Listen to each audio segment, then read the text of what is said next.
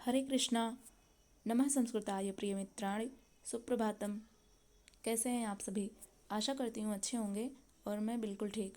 तो आज हम लोग श्रीमद् भगवद गीता के चतुर्थ अध्याय के 17वें और 18वें नंबर के श्लोकों का अध्ययन करेंगे।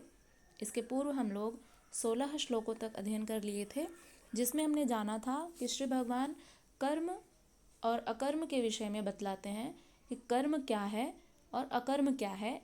इस विषय में बुद्धिमान पुरुष भी मोहित हो जाते हैं, यानी उनकी भी मति भ्रमित हो जाती है। इसलिए श्री कृष्ण कहते हैं कि मैं कर्म तत्व से तुम्हें यानी अर्जुन को भली भांति समझाकर कहूँगा, जिसे जानकर तुम अशुभ से अर्थात कर्म बंधन से मुक्त हो जाओगे। अब इस श्लोक में यानी 17वें नंबर के श्लोक में हम जानेंगे कि कर्म से जो कर्म के बंधन है उनसे मुक्ति का क्या उपाय है, इसको जानेंगे।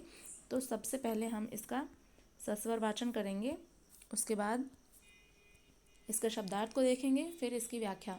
तो आप लोग भी साथ में वाचन किया करिए। कर्मणो ह्यपि बोद्धव्यम बोद्धव्यम च विकर्मणः अकर्मणश्च बोद्धव्यम गहना कर्मणो गतिः। अर्थात कर्मणो यानी कर्म का, ही माने क्योंकि, अपि माने भी, बोधव्यम अर्थात जानना चाहिए, च माने और, विकर्मणः यानी वर्जित कर्म को, अकर्मणश्च यानी अकर्म का भी, गहना यानी गहन, गहना से तात्पर्य यहाँ पर आभूषण नहीं है। गहना का अर्थ होता है गहन यानी गूढ़ या अत्यंत कठिन, कोई भी अर्थ ले सकते हैं इनमें से। आगे है कर्मणो गति ही। कर्मणो अर्थात कर्मों की, गति ही यानी गति। तो ये रहा शब्दार्थ। अब इसकी व्याख्या देखते हैं कि श्री भगवान क्या कहते हैं। वे कहते हैं कि कर्म का स्वरूप भी जानना चाहिए और अकर्म का स्वरूप भी जानना चाहिए तथा विकर्म का स्वरूप भी जानना चाहिए, क्योंकि कर्म की गति गहन है। कर्म का स्वरूप यानी क्या करना चाहिए, अकर्म का स्वरूप यानी क्या नहीं करना चाहिए, तथा विकर्म का स्वरूप, विकर्म यानी जो वर्जित कर्म है, जिनके विषय में निषेध किया गया है कि ये कर्म नहीं करने चाहिए किसी भी मनुष्य को, तो ऐसे कर्मों को भी जानना चाहिए, ऐसे कर्मों के विषय में भी ज्ञान होना चाहिए। तो मनुष्य को तीनों कर्मों के विषय में जानना चाहिए कि कर्म क्या है, अकर्म क्या है और विकर्म क्या है। तो ये तीनों कर्म जानने चाहिए। क्यों जानने चाहिए? क्योंकि कर्म की गति अत्यंत गूढ़ है, उसे जानना थोड़ा कठिन है, पर फिर भी उसे जाना जा सकता है। तो इसमें हम समझेंगे। अब थोड़ा सा इसको और व्याख्यायित करते हैं थोड़ा सरल भाषा में। श्री भगवान कहते हैं कि कर्म का स्वरूप जानना चाहिए और अकर्म का स्वरूप भी जानना चाहिए। कतिपय लोगों ने विकर्म का अर्थ निषिद्ध कर्म यानी मन लगाकर किया गया कर्म इत्यादि किया है। यानी ये जो विकर्म दिया गया है, इसका अर्थ बहुत लोगों ने निषिद्ध कर्म और मन लगाकर किया गया कर्म इस प्रकार से बतलाया है। वस्तुतः यहाँ पर वि उपसर्ग है, जो कि विशिष्टता का द्योतक है। प्राप्ति के पश्चात महापुरुषों के कर्म विकल्प शून्य होते हैं। आत्मस्थिति, आत्मतृप्त, आप्त काम महापुरुषों ने न तो कर्म करने से कोई लाभ है और न छोड़ने से कोई हानि ही है, फिर भी वे पीछे वालों के हित के लिए कर्म करते हैं। जो आत्म स्थिति वाले लोग हैं, जिनकी स्थिति आत्मा में रहती है यानी परमात्मा में, जो स्थितप्रज्ञ लोग होते हैं, स्थितप्रज्ञ लोगों के विषय में हमने द्वितीय अध्याय में पढ़ा था। उसमें अर्जुन ने प्रश्न भी किया था कि हे केशव, स्थितप्रज्ञ लोग की क्या परिभाषा है, कैसे मैं जानूंगा कि मेरी बुद्धि स्थितप्रज्ञ हो गई है। प्रज्ञा यानी बुद्धि, स्थित यानी स्थित, जिनकी जो बुद्धि में अपने स्थित रहते हैं, यानी कि जिनका मन स्वयं के नियंत्रण में रहता है, ऐसे लोगों को स्थितप्रज्ञ कहते हैं। तो इनके विषय में विस्तृत हमने द्वितीय अध्याय में पढ़ लिया था। तो उसमें अर्जुन ने प्रश्न किया था और उसके बारे में श्री कृष्ण ने भी बतलाया था कि स्थितप्रज्ञ लोगों की क्या परिभाषा होती है। तो उन्हीं के विषय में यहाँ पर बताया गया है कि जो आत्म स्थिति होती है, आत्मतृप्त लोग जो होते हैं, जो आप्त काम महापुरुषों ने बतलाया है कि कर्म करने से कोई ना तो कोई लाभ है और ना छोड़ने से कोई हानि है, फिर भी वे पीछे वालों के हित के लिए कर्म करते हैं। यानी कि जो स्थितप्रज्ञ लोग होते हैं वे पीछे के लोग यानी सांसारिक मनुष्यों के लिए हित के लिए कर्म करते हैं। ऐसा कर्म विकल्प शून्य है, विशुद्ध है और यही कर्म विकर्म कहलाता है। तो आशा करते हैं कि आप लोगों को समझ में आ गया होगा कि कर्म, अकर्म और विकर्म क्या है। कर्म यानी जो किया जाने वाला कर्म है, अकर्म यानी जो नहीं किया जाने वाला कर्म है, और विकर्म यानी जो स्थितप्रज्ञ लोग होते हैं वे कहते हैं कि कर्म को छोड़ने से भी कोई हानि नहीं है और ना ही उसको करने से कोई लाभ है।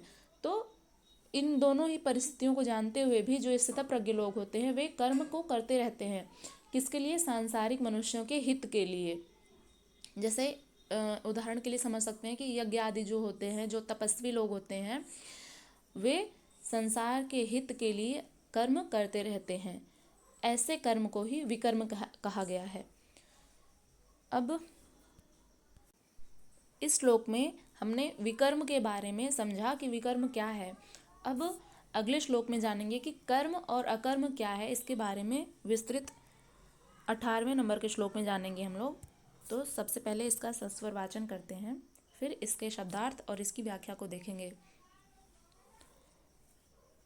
कर्मण्य कर्म यः पश्येत् कर्मणि च कर्म यः स बुद्धिमान् मनुष्येषु स युक्तः कृत्स्न कर्म कृत।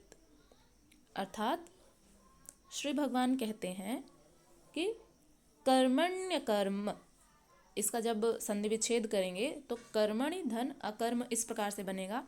तो कर्मणि का अर्थ होता है कर्मों में, अकर्म यानी अकर्म को, यह माने जो यानी जो पुरुष, पश्येत यानी देखता है, अकर्मणि यानी अकर्म में, पश्येत अकर्मणि यानी देखता है अकर्म में, च माने और, कर्म यह, कर्म यानी कर्म को, यह माने जो पुरुष, स माने वह पुरुष, बुद्धिमान मनुष्येषु, बुद्धिमान यानी बुद्धिमान, मनुष्येषु यानी मनुष्यों में, यानी बुद्धिमान मनुष्यों में, स युक्तः, स माने वह, युक्तः यानी योगी, कृत्स्नम कर्मकृत, कृत्स्न यानी समस्त, कर्मकृत यानी कर्मों को करने पर भी। यहाँ पर मनुष्येषु एक शब्द आया है जिसका अर्थ होता है मनुष्यों में। इसमें सप्तमी विभक्ति बहुवचन है। अब ये रहा शब्दार्थ। इसकी व्याख्या देखते हैं कि श्री भगवान क्या कहते हैं। वे कहते हैं कि कर्मण्य कर्म यः पश्येत् कर्मणि च कर्म यः स बुद्धिमान मनुष्येषु स युक्तः कृत्स्न कर्म कृत। अर्थात जो मनुष्य कर्म में अकर्म देखता है और जो अकर्म में कर्म देखता है वह मनुष्यों में बुद्धिमान है और वह योगी समस्त कर्मों को करने वाला है। अब इसको समझते हैं कि जो मनुष्य कर्म में अकर्म देखता है और जो अकर्म में कर्म देखता है, इसका क्या तात्पर्य है, इसको समझते हैं। और ऐसे मनुष्यों को श्री भगवान बुद्धिमान भी कहते हैं और वह योगी समस्त कर्मों को करने वाला है। तो अब समझते हैं कि ऐसा कौन सा कर्म है और ऐसे कौन से मनुष्य हैं जो कर्म में अकर्म को देखते हैं और अकर्म में कर्म को देखते हैं, और ऐसे मनुष्यों को बुद्धिमान और योगी भी कहा गया है। तो समझते हैं कि जो पुरुष कर्म में अकर्म देखे, कर्म माने आराधना, आराधना अर्थात जो आराधना करे, यह भी समझे कि करने वाला मैं नहीं हूँ, बल्कि गुणों की अवस्था ही चिंतन में हमें नियुक्त करती है। गुणों की अवस्था, गुण क्या होते हैं? गुण प्रकृति के द्वारा मनुष्यों में प्रदत्त होते हैं, जो 3 प्रकार के होते हैं, सत्व, रजस और तमस। इनके विषय में हमने इसके पिछले अध्याय में पढ़ लिया था, जो कि जिसके विषय में विस्तृत चर्चा हुई थी। तो ये 3 गुण जो होते हैं प्रत्येक मनुष्य में कम या अधिक मात्रा में विद्यमान रहते हैं। तो प्रकृति के द्वारा जो प्रदत्त गुण हैं सत्व, रजस और तमस, इनकी कम या अधिक मात्रा रहने पर मनुष्य का स्वभाव भी उसी प्रकार का हो जाता है। तो सत्व, रजस और तमस क्या होते हैं, इनके विषय में हमने पहले भी विस्तृत चर्चा कर ली थी। अब इसके विषय में एक बार संक्षिप्त देख लेते हैं कि क्या होता है ये। तो सत्व यानी कि जो सत्गुणों वाला होता है, रजस यानी कि जो आलस से पूर्ण होता है जो कर्म, वो रजोगुण होता है। और तमोगुण क्या होता है, जिसमें तम यानी अंधकार। तो इस प्रकार के जो गुण होते हैं, यानी कि 3 प्रकार के गुण होते हैं। तो इन्हीं को बतलाए हैं श्री कृष्ण कि जो 3 गुणों की अवस्था है वो ही हमें कर्म में नियुक्त करती है। मैं इन गुणों द्वारा प्रेरित होकर कर्म में बरतता हूँ।